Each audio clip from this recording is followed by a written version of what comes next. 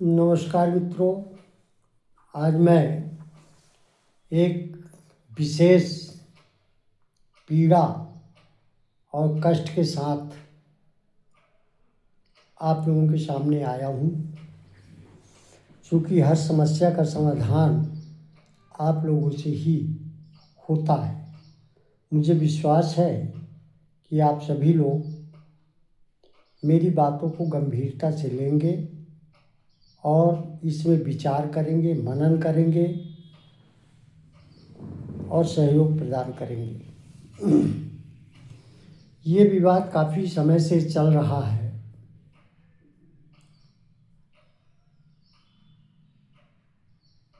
प्रयाग में जगत गुरु स्वामी अभिमुक्तेश्वरानंद जी शंकराचार्य जी को पालकी से गंगा स्नान करने से रोका गया।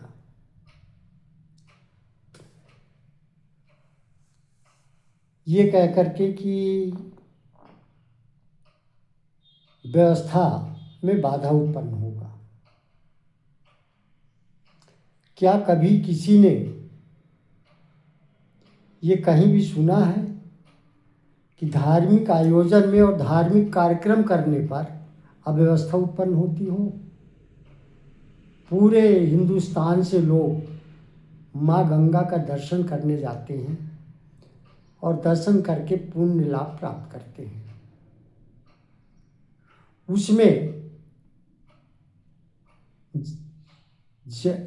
स्वामी अभिमुक्तेश्वरानंद शंकराचार्य, हमारे भारत में 4 मठ हैं और 4 ही शंकराचार्य हैं। शंकराचार्य को साक्षात शिव का अवतार माना जाता है। शंकराचार्य धर्म की रक्षा करते हैं और धार्मिक अनुष्ठानों में, धार्मिक आयोजनों में अपने तरीके से वो धार्मिक कार्यक्रमों को मूर्त रूप प्रदान करते हैं। जो समाज को धर्म के लिए दृष्टिगोचर करता हो, मार्गदर्शन देता हो, ऐसे संत शंकराचार्य को गंगा स्नान करने से रोका जाना क्या उचित है? बड़ी सोची समझी साजिश के तहत शंकराचार्य जी को रोका गया। शंकराचार्य जी का अपराध क्या है? शंकराचार्य जी सच को सच और गलत को गलत कहते हैं। जब पिछले साल माघ मेला में भगदड़ मची, बहुत सारे लोग मारे गए, उस समय सरकार ने कहा कि कुछ भी नहीं हुआ है, किसी की मृत्यु नहीं हुई है, और व्यक्ति सरकार की बात न मानेगा तो किसकी बात मानेगा? झूठा बोला गया। उस बात का विरोध शंकराचार्य जी ने किया कि भाई आपको झूठ बोलने की क्या ज़रूरत है। हमारे सनातन धर्म में मान्यता है कि अगर किसी की मृत्यु हो जाती है तो उस दिन हमारे यहाँ भोजन तब तक नहीं किया जाता जब तक उसका अंतिम संस्कार ना हो जाए। यहाँ तो इतने लोग मारे गए थे, तीर्थ स्थल पर मारे गए थे। उन परिस्थितियों में कैसे कोई भोजन कर सकता है? यह कहना क्या शंकराचार्य जी का गलत था? गौ माता, क्या गौ माता हमारी पूज्य नहीं है? सनातन धर्म की पूजनीय नहीं है? सनातन धर्म गौ माता को नहीं मानता?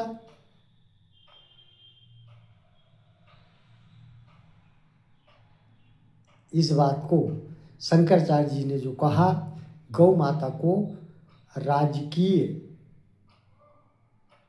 दर्जा दिया जाए, क्या यह कहना उनका गलत है?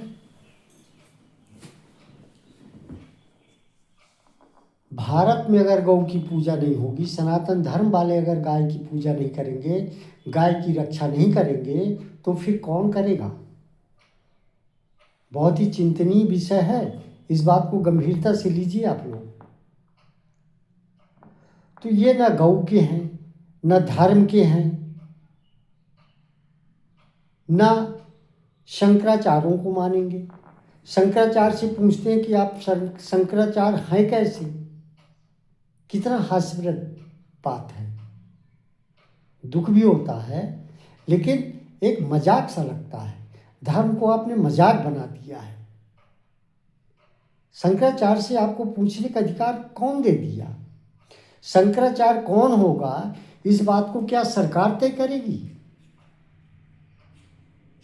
दूसरी चीज, हिंदू सनातन, सनातन क्या सिर्फ वोट लेने के लिए है? वोट के पोलराइजेशन के लिए है?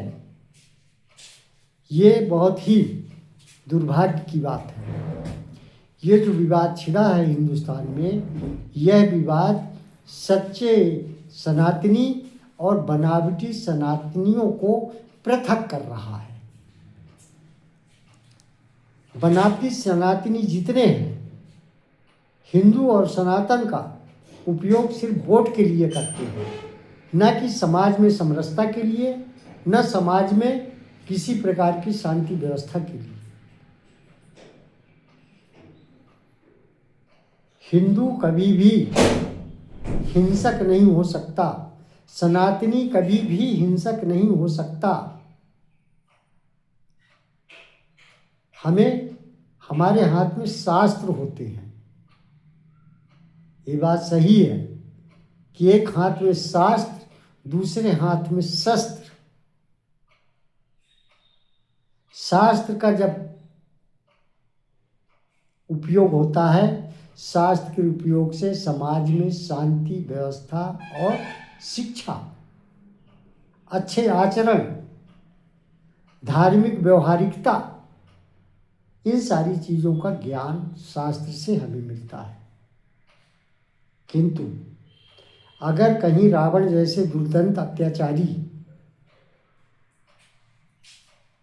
सामने आता है, तो उन परिस्थितियों में शस्त्र भी उठाना जानते हैं। कंस जैसे अत्याचारी अगर सामने आते हैं, शस्त्र उठाना भी हम जानते हैं। शास्त्र और शस्त्र दोनों का ज्ञान सनातन धर्म में है और दोनों की ज्ञान का समावेश है। अगर काल नेमी बन करके, जैसे योगी आदित्यनाथ जी ने कहा, कुछ लोग काल नेमी के रूप में हैं, उनके इस बात से मैं पूरी तरह से सहमत हूँ। योगी जी ने यह बात बिल्कुल सही कहा है, काल नेमी है। काल नेमी कौन है? काल नेमी रावण का रिश्तेदार था, शायद मामा वामा कुछ लगता था। जब लक्ष्मण जी को मूर्छा लगी, शक्तिबाण लगा, उस समय काल नेमी को रावण ने भेजा कि हनुमान औषधि लेने जा रहा है, संजीवनी बूटी लेने जा रहा है, उसके मार्ग को रोकना है।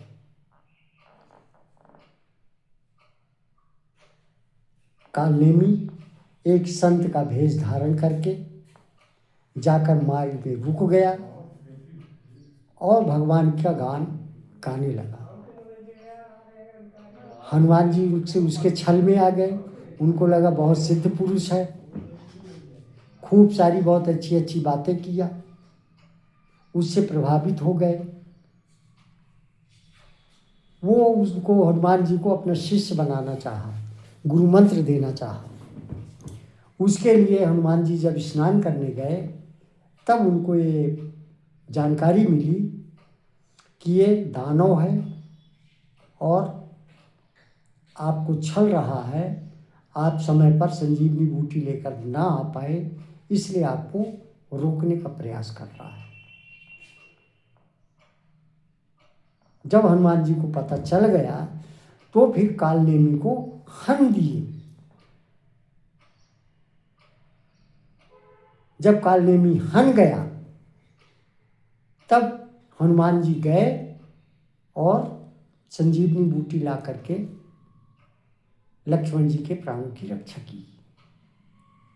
ठीक उसी तरह सनातन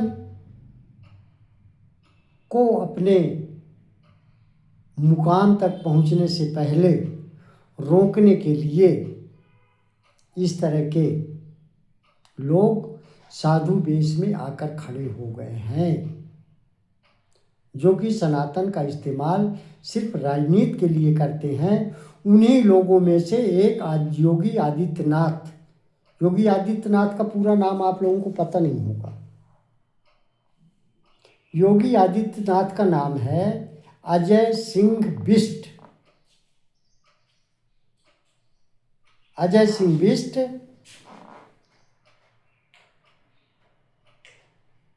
गोरखनाथ मंदिर गोरखपुर में जाकर के इन्होंने गोरखनाथ से दीक्षा प्राप्त किया और वहाँ के मठाधीश बन गए।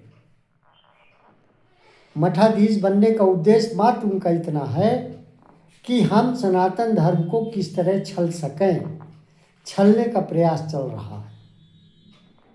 यदि आप सच्चे सनातनी हैं, आपकी श्रद्धा भगवान के प्रति है, सनातन के प्रति है, तो आप इन कालनेमियों से बचें। कोई योगी आदित्यनाथ को कालनेमी न कह पाए, इससे बचने के लिए बड़ी चतुराई से, चालाकी से उन्होंने शंकराचार्य जी को ही और जो सच्चे संत हैं उनको ही कालनेमी की उपाधि दे दी। उस तरह की बात है जैसे कोई चोरी कर ले। छोटे छोटे बच्चे विद्यालय में जाते हैं, कोई किसी का बत्ती चुरा लिया, पेन चुरा लिया, कॉपी चुरा लिया, तो जो बच्चा चोरी किए रहता है कि मेरे ऊपर आरोप ना आए, मैं ना पकड़ा जाऊं, वो पहले जाके कहता है मार साहब लगता है कि फला चुराया है उसकी कॉपी। तो अपने आप को छिपाने के लिए उन्होंने दूसरे को कालनेमी शब्द का उच्चारण किया है।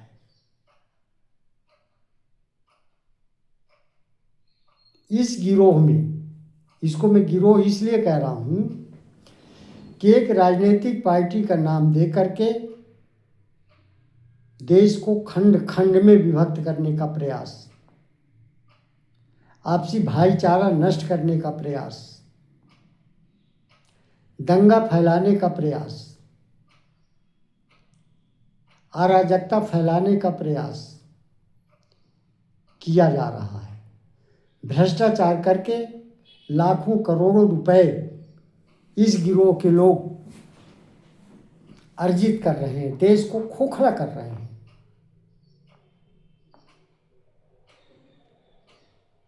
तो ये सारी पीड़ाएं मेरे मन में थी, जिसको मैं आप सभी लोगों के साथ शेयर करना चाहता था। और मैं चाहता था कि बात लोगों तक पहुँचे। हालांकि मेरे से भी बड़े बड़े ज्ञानी हैं, आप लोग भी बहुत सारी चीज़ों को समझते हैं, लेकिन सिर्फ समझ लेना काफ़ी नहीं है।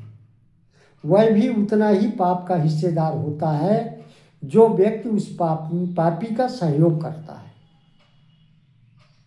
गौ हत्या का पाप मुझे भी लगेगा अगर मैं ऐसे किसी शासक को चुन करके बैठाता हूँ जो शासक गौ हत्यारों से पैसा लेकर के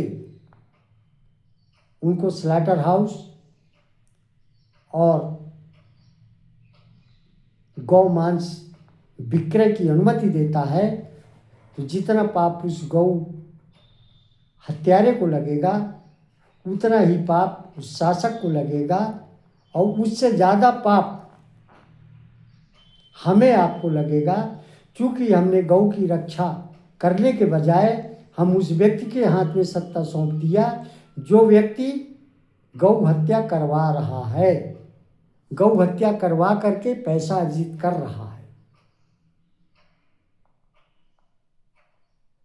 तो इनके छलावे, इनको बोलना बहुत अच्छा आता है, लच्छेदार भाषण देना, लोगों को आकृष्ट करना। और ये ज़्यादातर उन लोगों में होता है जो लोग छलने की प्रवृत्ति के आदी होते हैं। वही छल कपट आजकल सनातनियों के साथ हो रहा है। अगर आप सच्चे सनातनी हैं, सच्चे धार्मिक हैं, तो आप इनसे दूरी बना करके रहें। ऐसे लोगों का सामाजिक तिरस्कार करें। गौ रक्षा की मुहिम में स्वामी अभिमुक्तेश्वरानंद जी महाराज, जगत गुरु शंकराचार्य जी के मार्ग पर चलें और गौ रक्षा का बीड़ा उठाएं।